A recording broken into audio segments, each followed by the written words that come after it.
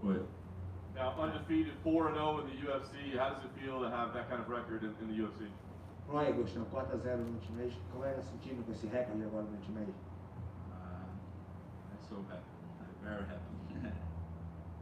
Tonight's fight was a tough fight. I mean, Blagoy is a tough character for sure. How did the fight play out versus your expectations, and were you expecting it to be that difficult? Foi muito difícil, foi muito cerrado. Sabe que o Ronaldo é um cara duro. Foi tudo que tu esperava, a luta tu esperava você um pouco mais diferente. Eu esperava acabar com a luta no terceiro round, mas eu sabia que ele era um cara duro, que isso podia acontecer. E eu estava pronto para isso. I'm always ready to finish the fight. I want to kill or die, but I knew he was a tough guy, so I was ready to go to the full length of the fight. There was one criticism, it was the fence grab in the third round. I know you didn't do that on purpose, but it's kind of just reactionary. But do you want to address that? Because there's a lot of people that say that changed the course of the fight. Estão criticando muito, não sei se nem você se lembra, que você segurou a grade, né, na hora do terceiro round, do último takedown. Está sendo criticado, mas você acha que faz alguma diferença no resultado da luta, de segurar a grade ali, que foi a coisa voluntária de você? Foi uma coisa totalmente voluntária, eu não queria fazer isso, mas acredito que não mudaria. It was something completely subconscious, it was involuntary, I didn't really plan on it, something I would never have done that on purpose, but it wouldn't change the result of the fight. I won the fight. As the scores were being read out, the first score was 30-27 for Blagoy. Were you conscious? Did you understand that or hear it, or what did you think of the score? Tu entendeu essa parte, né? No primeiro que o juiz falaram do resultado, foi de 30-27 pro teu oponente, pro Ronaldo. O que você achou quando eles falaram isso? Hitler is very crazy. Very crazy. I thought it was crazy. Fair enough. Well, listen, 4-0 is an impressive record in the UFC, so what do you want next? What's the next move for you? Tá 4-0 aí com performances maravilhosas, sensacionais. Qual é o seu próximo passo na categoria peso pesado do Age? Eu quero alguém dentro do top 10 e vamos ver aí quem está disponível. I would really like someone ranked top 10, and whoever is available, I'm ready to go. Still right here. Your champion, Stipe Miocic, isn't able to fight anytime soon because he's not able to train, and he's also, of course, a firefighter in Ohio. With this trilogy against Daniel Cormier kind of at a pause, where do you think the division stands right now with the champion so inactive? Como o Stipe não está lutando agora, né? Ele é lutador, ele está em Ohio trabalhando.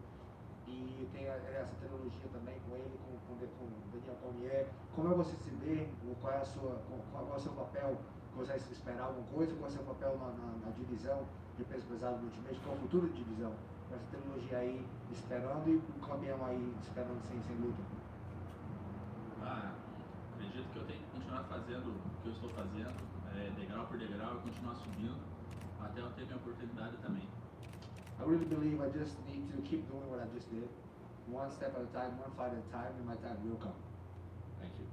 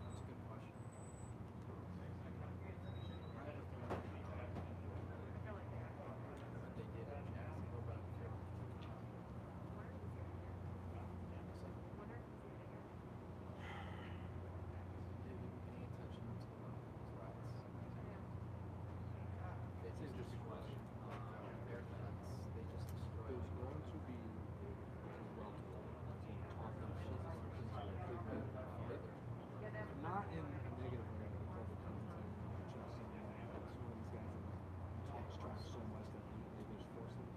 Gilbert Burns is trying to pick a fight with him so he can beat him to watch.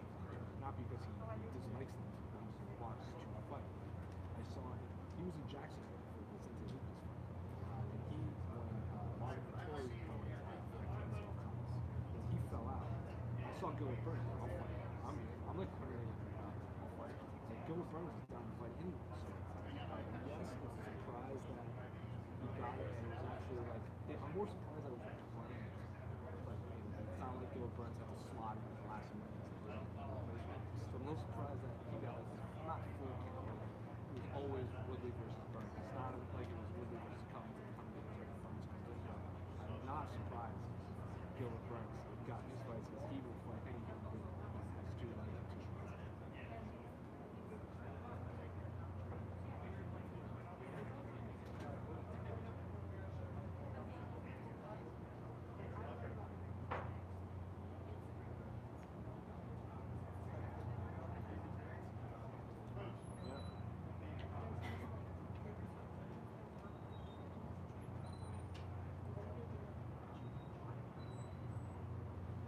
Man, that is a difficult question because I think we both picked Tyron Woodley to win this fight.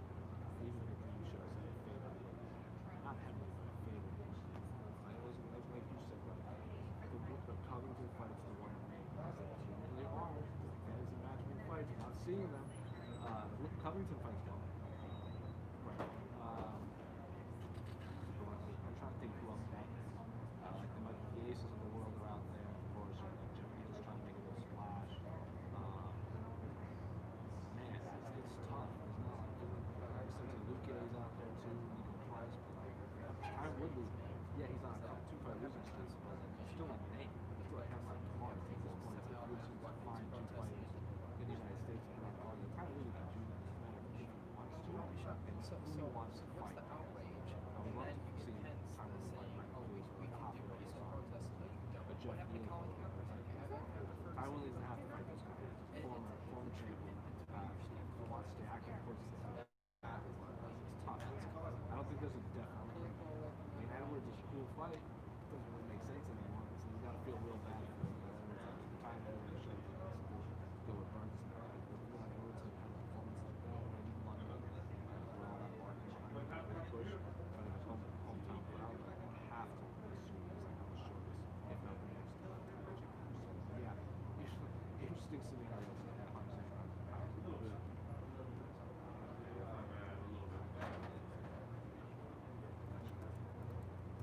Ooh, Robbie Lawler. There you go. That's what it is. That's the one. Yeah.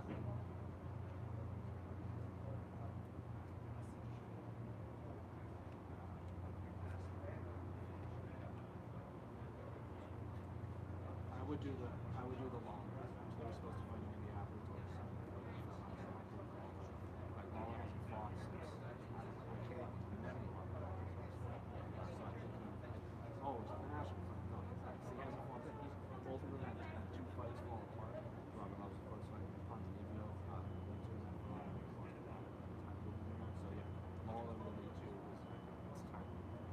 It's like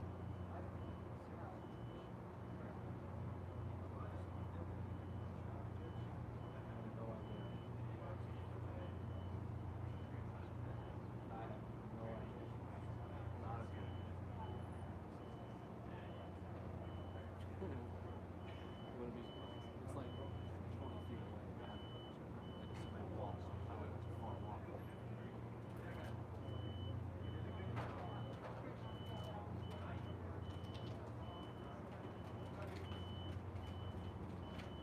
Someone backing up for a really, really long time slowly.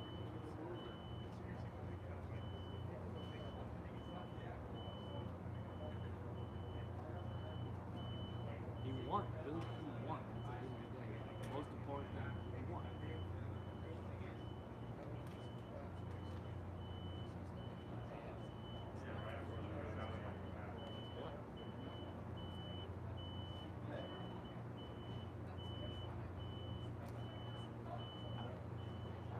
I don't think there's like what. It's not going to win a fight of the year. Nothing's being won and widely, but I like how you phrased it. It's a 3-round fight.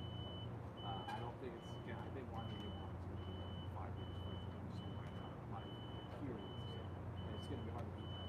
And with that, Davis here is on the flip.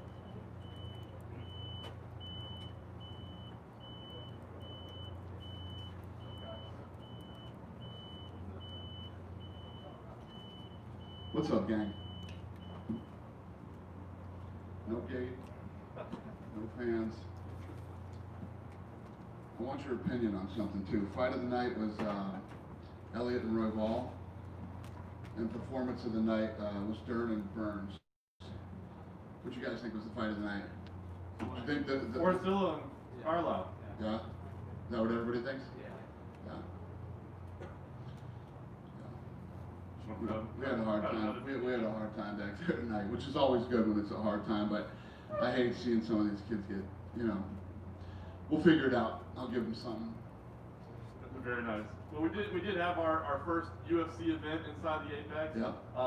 Give me your thoughts. The product, the way it looked, how it felt. It's great. I mean, listen, the building is beautiful on TV. It looks great. We're not in some massive arena with no seats filled. You know, it works. It's the timing on building this place was absolutely perfect. It couldn't have worked out any better, and I'm sure it'd be great for you guys. I mean, this place was built and designed for fights, so hopefully you felt the same way. A lot was made coming into this week of the small cage. You know, we've talked about this in the past. I mean, was there a conscious decision to use the small cage in here? Could you put the big one in there if you wanted? Yeah, we could, but it would be massive inside that room. And then, you know, if I take this cage and put it in arenas, it looks tiny in the arena. So, yeah. It ended up being very entertaining fights, though, and it seems like statistically you get more. We had great fights in Florida too. That's true. Fights were great in Florida. You know, to say that it's a catch-22. You know, of course, smaller cage engages guys more or whatever. But listen, if guys come to fight, they come to fight, whether you're in a big octagon or a small one. And you know, it'd be one thing if the fights all sucked in Florida, and we're like, yeah, well, we got the smaller cage, but that's not the case. Fair enough. The broadcast tonight did mention events on June 13th and June 20th as well. Is it safe to assume they'll take place here? Is that official yet? Yeah. Okay, fair enough. Talk about Gilbert Burns. I mean, the guy looked absolutely incredibly, dominated, a former champion. What did you think of Gilbert Burns' performance tonight? Yeah, he looked incredible, man. Anywhere the fight goes, you're standing, if they wrestle, if it goes to the ground, his jiu-jitsu is ridiculous. Great leg kicks, he hurt him to the leg. Great kicks to the head. I mean, that kid can do anything, and he's aggressive. I actually thought he would fight more aggressively than he did tonight, but you got to be careful with somebody as dangerous as Woodley. Yeah. Where do you think he fits in right now? I mean, there's so many names at welterweight right now. He's in the top 5. I mean, this kid breaks into the top 5. The welterweight division looks incredible now. You know, you got Usman, you got him, you got Colby Covington, you got Edwards and Masvidal, and you know, it's awesome. Yeah. The last thing for me, I mean, I know you kind of wanted to get through tonight to see what happened, to figure out what to do with welterweight, but can you definitively say what is next for Usman, what the title fight is? Yeah, so Tuesday we'll get back into the matchmaking room and we'll get that worked out. You know, if you look at the divisions and the way they're heating up right now, and thank God we're 4 fights in right now from after the break, so we're back on schedule. When we're done next weekend, we're back on schedule, and you know, these things are heating up to make some really fun fights this summer. Yeah. Do you know what you want for him, though? I mean, do you know what makes sense as the #1 contender right now? Not right now, because what happens is we get in the matchmaking meeting, and I don't know all the intimate details of what's going on with each guy and where their head is. So when we get in and we start working on these fights, the guys will download me and say, well, he's saying this and this guy's saying that. It's not as easy as people think. We just go in and go, oh, this guy and that guy. You know, it's not that easy. I wish it was that easy. Dana, at the beginning of the broadcast, you paid tribute to George Floyd. I don't know if you see what's going on in the country like right now with all the protests across the country, but what was in the decision to do that? Yeah, we did for him, and we did for the Nevada State Athletic Commission doctor who just passed away too. He was a great guy, and you know, did a lot of fights and did a lot of the tough fights. You know, because we should. I mean, what happened was horrible, and something that's really affecting this country right now and the world. I mean, there's riots going on everywhere across the world right now. You know.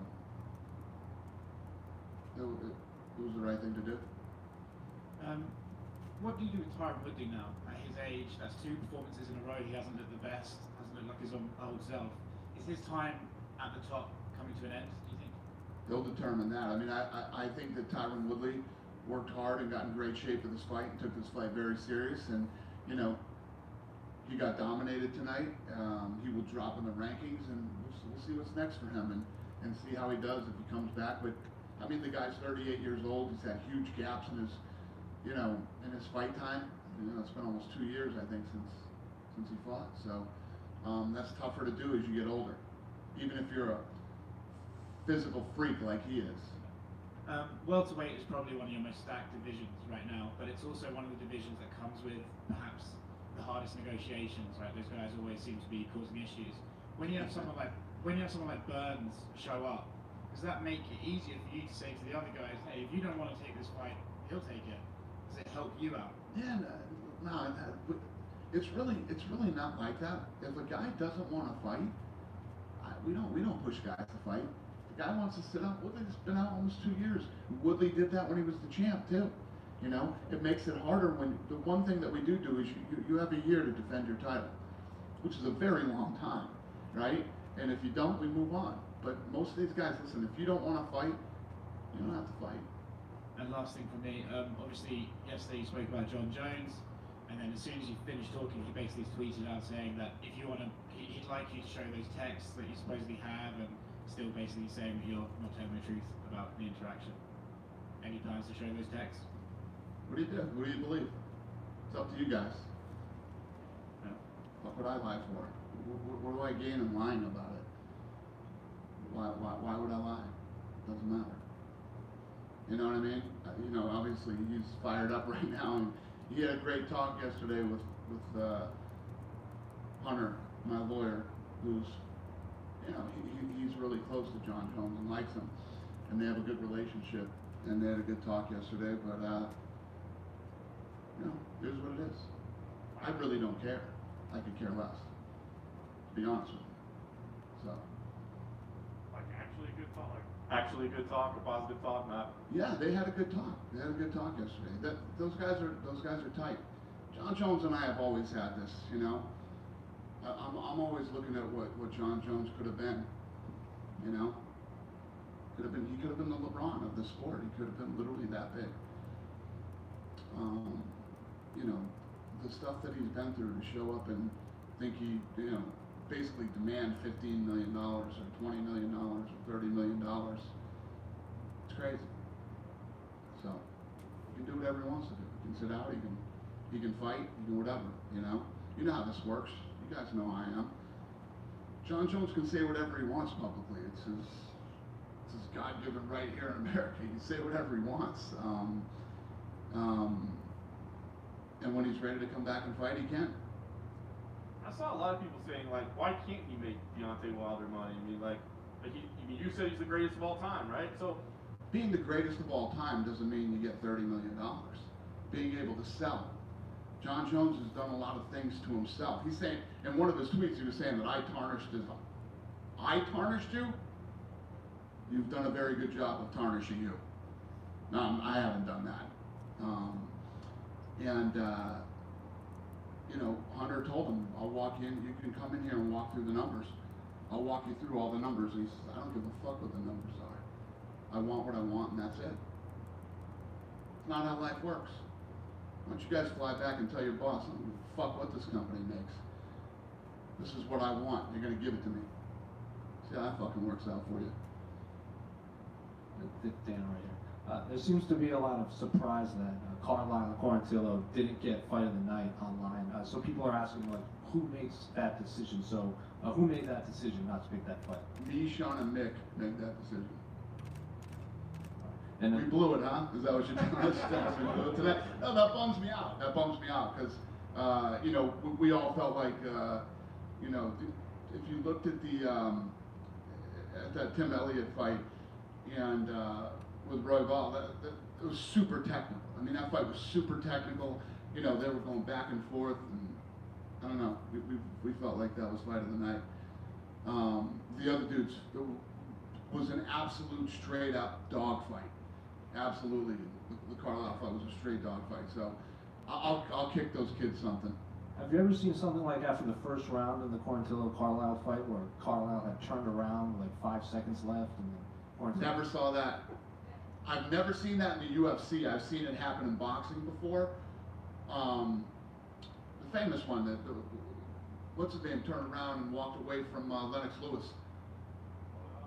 Remember that? He just put his hands down, started walking away, and He was just walking around the ring. yeah, exactly. But he turned his back to him too.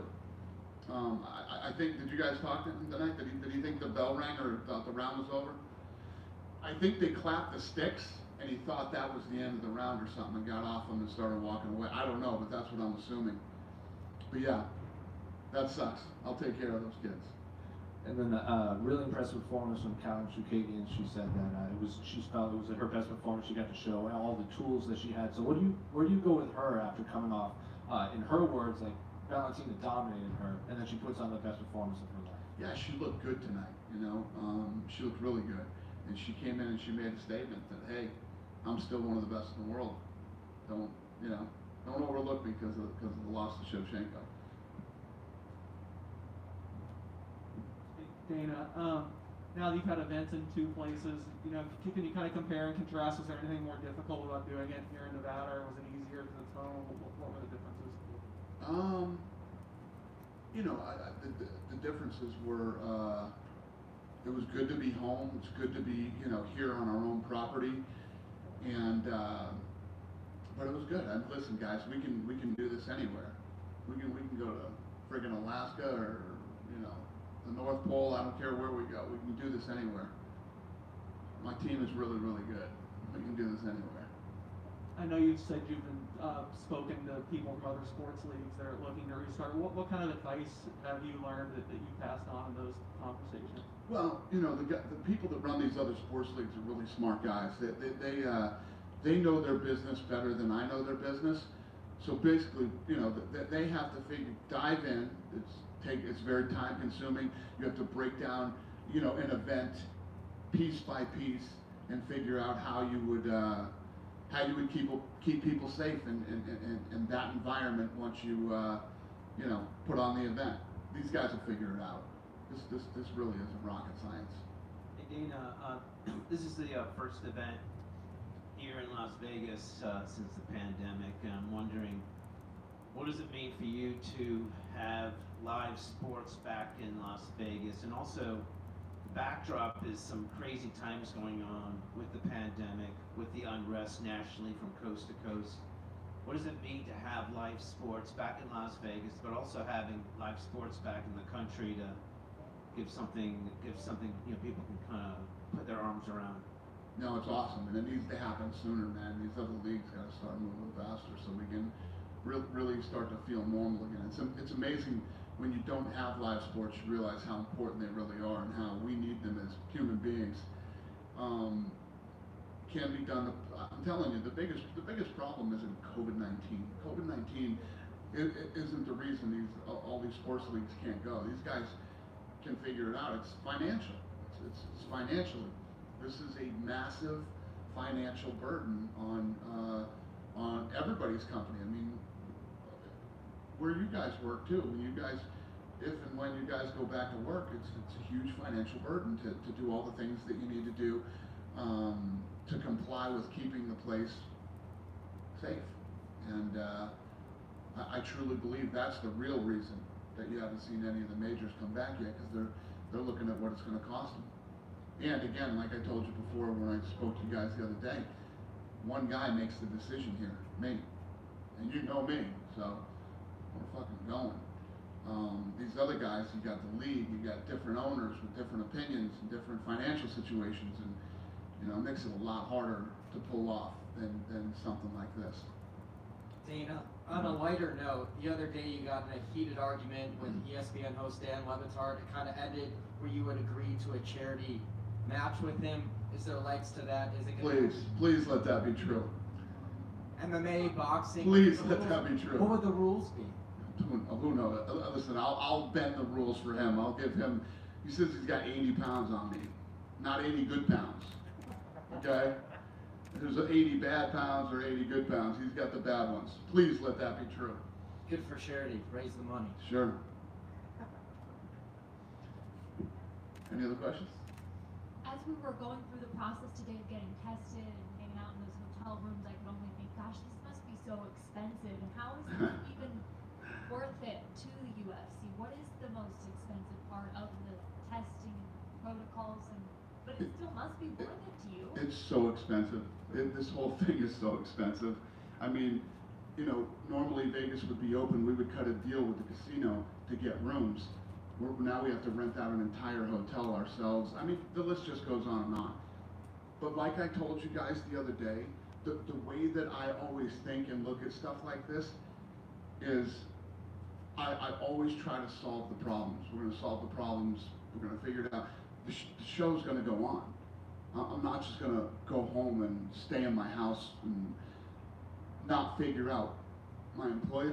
The easy answer to this is I lay off most of my staff, okay? Lay off most of my staff, take all my executives and cut their pay in half. Fighters don't fight. Listen, there's a pandemic going on here. You guys, whenever sports come back, we'll fight. And the list goes on and on. That's not what I do. That's not what I'm paid to do. That's not the way I'm built. It's not the way that I think and look at things. You know, I feel like in the position that I'm in, I have an obligation to a lot of people. You know, 350 employees here in Las Vegas who've worked hard for me for the last 20 years, right? Fighters, when I talk about the fighters, this sport has grown as big and as fast as it has because of nights like tonight. These kids come in and they perform. You know what I mean? I'm getting fucking goosebumps telling you the story. They perform and they put on great fights every time they step in the octagon. I can count in one hand how many times I've left a show and go, God, that whole show sucked. You know what I mean? In 20 years, I can count in one hand how many times. And I just feel like I have an obligation to all these people, and I have an obligation to the fans. So it's just the way I'm wired, and yeah, financially it's not a great situation, and I guarantee you that's why most of the other sports aren't jumping right in to come back. Because it ain't cheap, and it's a lot more work than 3 months ago. But you're also a financially savvy guy. Well, thank you. I'm looking well for you to tell me if you agree with that or not. I've done okay. You know, I've done all right. I think that I've been lucky because if you look at some of these other sports that have been around for 100+ years, they've had the luxury of big television deals, massive sponsors, tons of support from the media, and the list goes on and on. I had none of that starting out. We had to figure out how to make this thing work, how to make this business make money and pay, you know, because what people forget is there are people who invest in this business. There are people that put money into this thing to make this work, especially, you know, during times like this, you know. So the people who take the risk have to get some reward. The fighters got to get paid. My employees got to get paid. The list goes on and on. We figured it out, and that's what we do. We figure these problems out, and I love it. And that's really where I thrive. Chaos. I love it. Good? Have a good night, everybody. Thank you.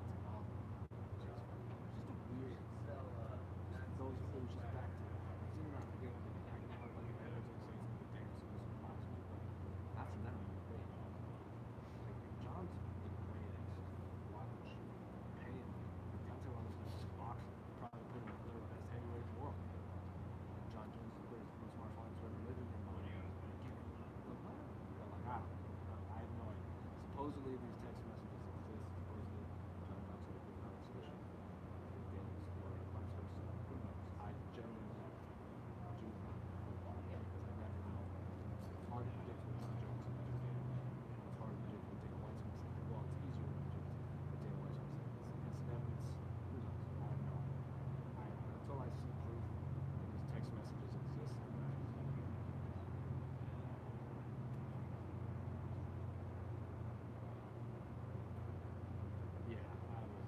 I don't know. Well, I believe John Jones is going to get that discussion.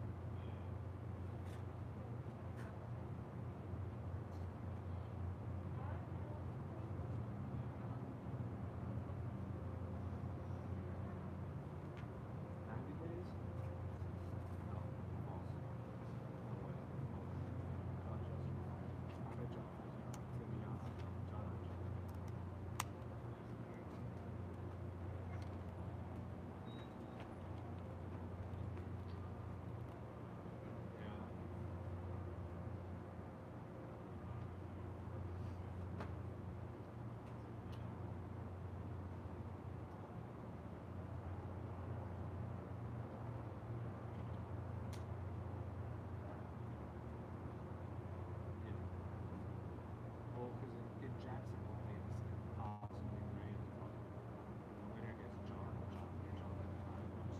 So, I don't know, man. The only real difficult division right now to match Vegas is about the division because it's all. But then at the same time, we both know who should be fighting. But then the champions, the jockey, the positions. I don't want to say it's a mess because that means there's a lot of competition against light heavyweight is a mystery of welter.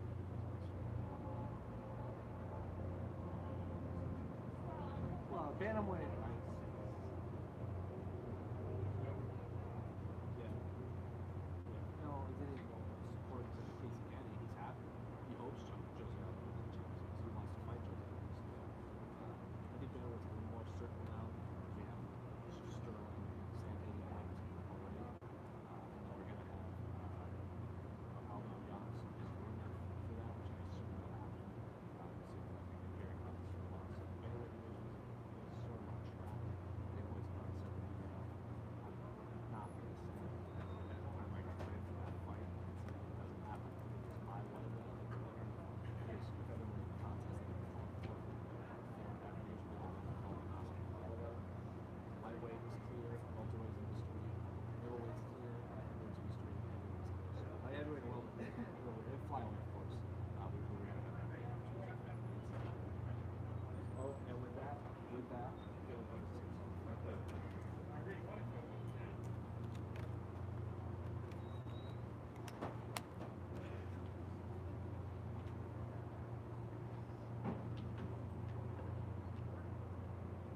What's up?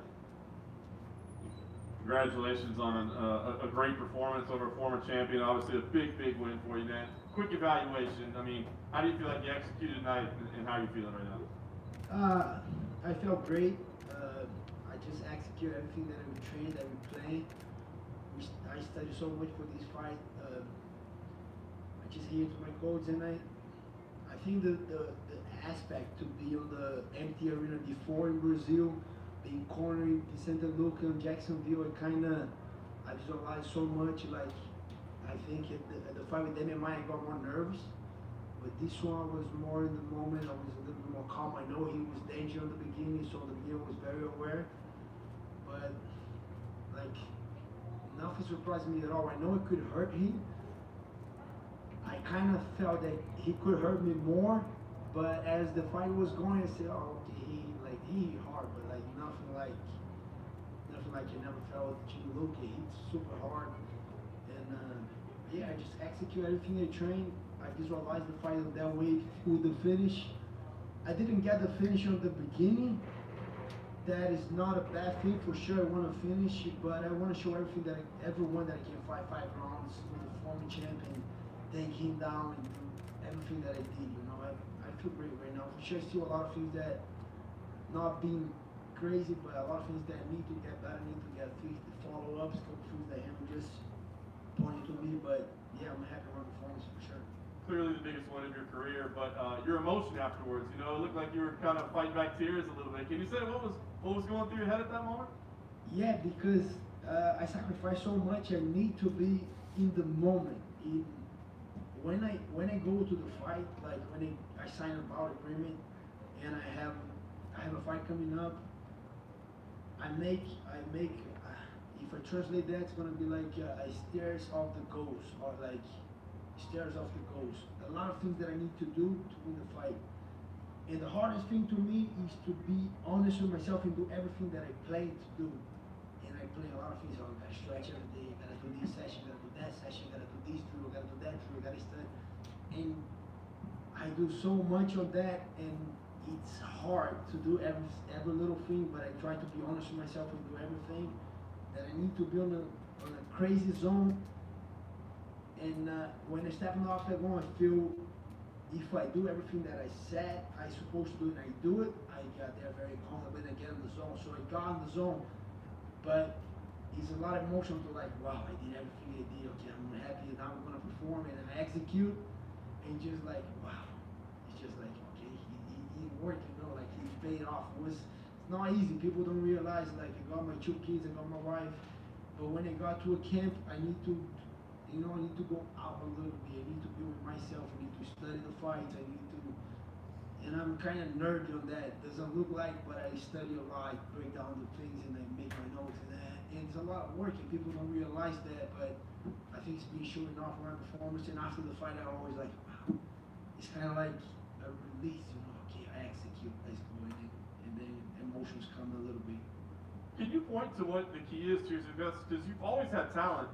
But there was a time when your spot on the roster was at risk, right? I mean, there was talk of them releasing you. And now you're about, you know, maybe having a #1 contender fight in the very near future, maybe a title fight. What's the key to go from there to here? It's a lot of things. It's not only one thing, but I remember that spot. Like, I remember I supposed to fight Paul Felder, and I had a surgery on my elbow, didn't fought Felder, and that was the last fight of my contract. And they gave me James Osago, and I know I had to win that fight. But I started doing a lot of things. I changed my conditioning coach. I started doing a mental coach. I started adding a lot. But I think one of the things that helped me a lot was got back to jiu-jitsu. You know, it was just like that was my roots. I was falling in love with the striking. And I was just doing striking, I was sparring, and sometimes I was taking the guy down, and on the beginning it was too easy to take the guys down, we submitted, and I'm like, you know, I'm in a comfort zone, you gotta go more stand-up. And I started just going stand-up, and I missed the timing with the takedowns, and I missed the timing with jiu-jitsu, and then I kind of realized, okay, that's my roots, I need to come back, and then I started competing a lot of jiu-jitsu, training more, and I think that was the key. As soon as I got back to jiu-jitsu, everything started clicking a little bit. Takedowns were there, striking was there, and I just kept training. And I think it's kind of like clicking a little bit, and then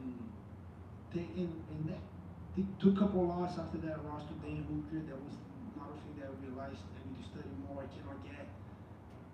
always get too pumped up to the fight. I rocked the guy a little bit. I was going forward crazy. I want to finish the fight, and then after that fight, I learned that. But I think it's just a process, and after I stopped with the crazy weight cut, I started performing a lot better too. That was the key, I think, one of the keys. It's a lot of things, not one thing that I can point, but we stopped with that craziness. Yeah, I felt a lot better. Last thing for me, we don't know what's going to happen yet with the title fight, but I mean, you obviously have a very good case for being in there.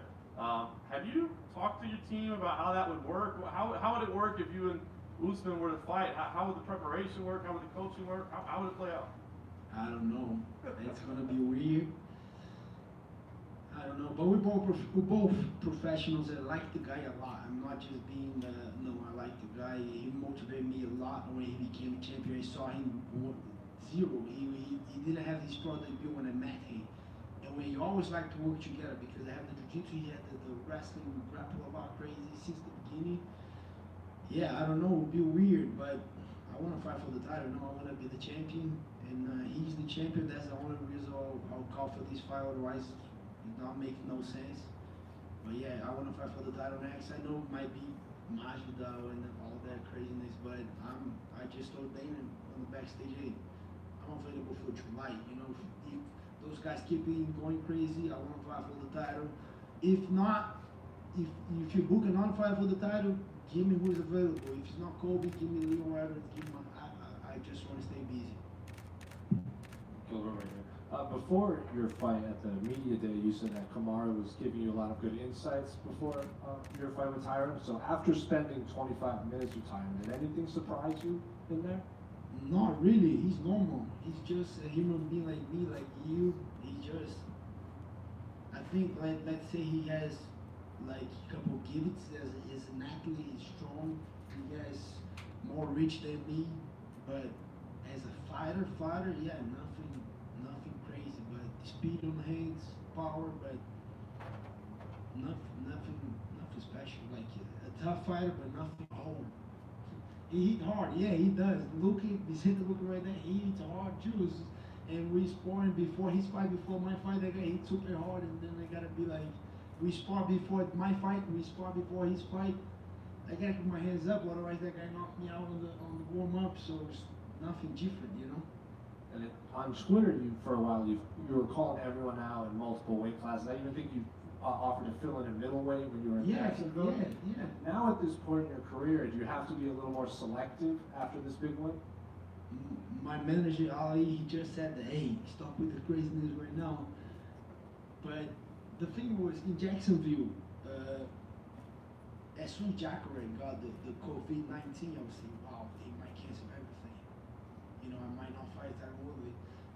I might fight this guy tomorrow. I better get that fight anyways. Then wait and everything get canceled. And I call Sean. He said, "You crazy? You gonna fight Woodley?" And then I say, "I'm just, you know, the fight's still up. Yes, the fight's going. Okay, no problem. You know." And then, but he got crazy. He said, "No, I think I need to be a little bit more selective right now for sure." But I think all my improvement, all my evolution on the sport, just because I'm competing, I'm getting better, I'm fighting, and I'm not afraid to fight. I want to fight. For sure, I want to fight for the title next, but if it's not happening, don't think I'm going to hold on that position. I'm going to fight another guy, you know. And one final one, you fought in Brazil, and then you cornered Vicente in Jacksonville, but those were in arenas. This was in a smaller venue with a smaller octagon, so did it feel a lot different fighting in the Apex? Not really. In Brazil was crazy. First experience, empty arena in Brazil was like, I got nervous in the beginning. I was like, wow. Okay, I'm fighting. But then I went to Vicente, and it was the same feeling. And then I started visualizing a little bit. And then I got to the Apex, and I got here on Thursday to do the media, to do the pre-fight interview. And then I like, hey, let me take a look right here. Let me see what's gonna be the. And then I kind of took that look. Thursday I did my visualization. I kind of got aware with the place. Friday again, today again, and I felt great today. I wasn't nervous. I was in the gray zone going to the fight. It sounds like you have a process that you go through to get your mind in fight ready. Was this any different as you went through your process right there? No, same process. A lot of work. Even I think that one was a little better because I have more time. But on those short notice, a lot of work. People have no idea. Like for the 2 weeks notice that I got fight with Good Nelson and Alexei Kunchenko, I gotta go through all that process in 2 weeks. It's harder, but I think I've been getting a lot of confidence after those fights, and I have time to these fights to approach all. You know, I know where mentally I gotta be on the fight physically, and especially when they changed the date for the 23rd, for the 30th, that extra week was amazing. Was when I click everything, I put everything together, and they're like, okay, we're going to that fight, you know, and everything clicks on a perfect time. You mentioned it was really strange to fight without an audience in Brazil. Is it tougher to get up to go, I'm in a fight without the audience for you? In Brazil, it was hard to make that okay with fighting, you know. It was, but like I said, going to the Vicente Luque fight, I got a little more aware of that. And facing Tyron Woodley, he's dangerous in the beginning. I had to do this adjust, like of being nervous on the beginning and be aware on the beginning, because Damian wasn't that threat for me at the beginning because he's more as a grappler, I'm a grappler too, and I could get a little nervous and a little like get things up as the fight was going. But Woodley's danger, you know, I gotta be aware since the fight started, and I think I realized that and I adjust that and I execute. Thanks. You're welcome. Yeah. Bye. Thank you guys. Have a good one.